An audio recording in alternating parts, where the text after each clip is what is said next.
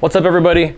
Greg from Neomag here. I thought we would take a little look into how I have my battle belt set up and a couple different options that I have here.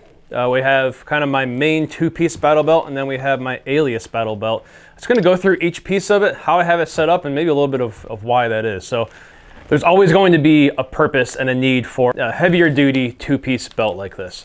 It's going to be able to withstand, a lot more weight on it and hold things a little more comfortably for a long period of time. So if you're a professional, that sort of thing, where you need, a heavy duty two-piece belt, you definitely can't go wrong with something like this. So this is the Blue Alpha Light. This is a new belt they came out with this year. And what they actually do is on the outer belt, they use a Tegris frame wrapped in Cordura and some really heavy duty materials that is still extremely lightweight, which if you're wearing a belt all day long, we're trying to save weight where we can. Going around real quick, so I have a couple of G-code mag holders here, a pistol and a rifle. Move around to the back. This is a Live the Creed med pack. I got a tourniquet down here. I've got some chest seals. Actually, this whole thing pulls out. I have some shears, gloves, chest seals, gauze, and that sort of thing inside of the med kit. Nice thing is you can just grab this, pull it out, and you're good to go. Moving around here, of course, I have a tack trap, which I use to hang my ear pro on when I'm out on the range. It can be a temporary storage space. It can also be a little bit more of a permanent storage space to kind of hold your gloves, ear pro, that sort of thing on your belt. And then I've got a A&R holster. It's just on a QLS here, so I can swap this out. This is our Tegris hanger and a Blue Alpha thigh strap as well. I really like this thigh strap they came out with. It's only 1-inch webbing, just a little more low profile, lightweight. Still has a little stretch to it. It's not that big wide webbing that you're used to having around your thigh all day long. I really like the low profile thin thigh strap. So again, this is kind of just the basics. Now, I know a lot of you guys are going to have a lot more packed into your battle belt. I'm just an average weekend warrior dude that likes to get out and train, and I don't need a whole lot of stuff like maybe some of you professionals do. So with that said, let's look at the Alias belt.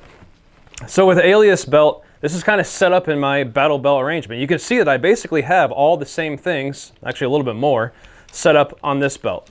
And the nice thing is I can have these receivers set up all throughout the belt wherever I want to put things.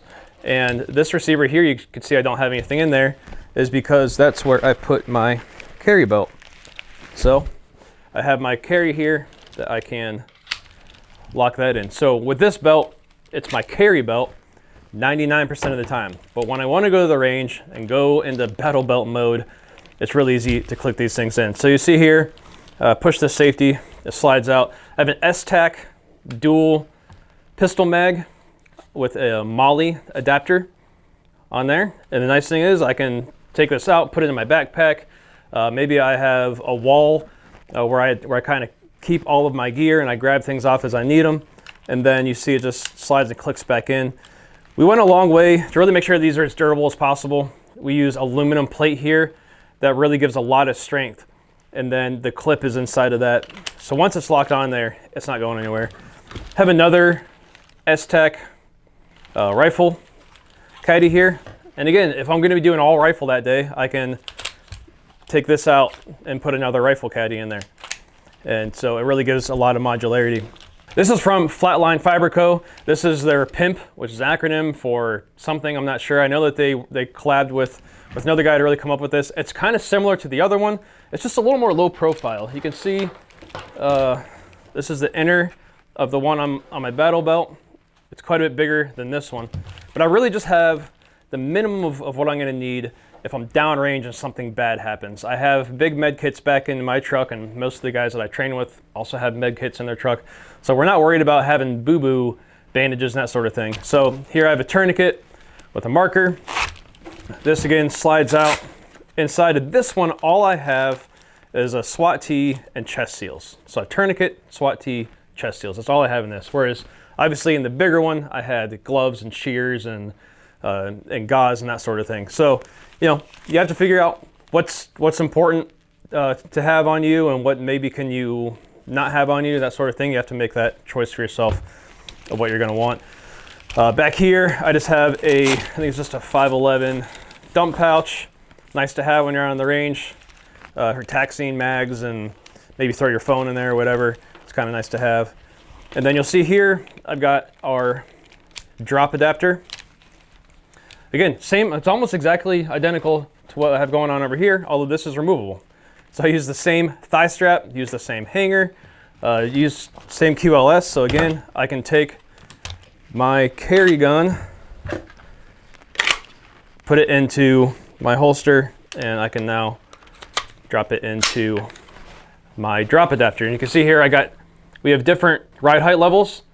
I used to really like it down lower. As I've been kind of working on learning how to scoop draw and do these things with my team, I've been starting to move this up more and more. And actually on the drop adapter that I use the most frequently, I have it all the way up because I'm just trying to get that ride height a little higher. So this gives you a lot of modularity and options for your OWB carry. You know, obviously I have a tack trap on my battle belt. Well, we have the tack trap EDC, and I use the same thing here. This just slips over your belt, and I use this for my keys, gloves, ear pro. I use this all the time when I'm out on the range. So Blue Alpha helped us develop this belt. Same guys that make these belts helped us develop the Alias belt. We use some of the same technology that they use in the battle belt with this. We also use a Tegris core with the belt. We also wrap it in some really durable, lightweight materials. You can see on the inside of this belt, this material is kind of a loop material. So if you need to Velcro stick things inside of that, you can do that. And really, this just gives you a lot of the same technology and sturdiness. You can see I have all this weight on here, and it holds it really nicely. Yeah, it's extremely lightweight. It can be used for IWB, concealed carry, as well as when you're hitting the range, you need to go OWB. So those are kind of how I have my battle belt options set up. Let me know what you guys think. Do you guys think that there's some value in being able to have one belt to do both things? Are you somebody who really just needs a two-piece battle belt? Yeah, just let me know down in the comments below. What do you think is the most valuable thing? What do you think maybe I'm missing here that I should think about adding? Would love to hear your thoughts. Thank you guys so much for watching. Have a great day.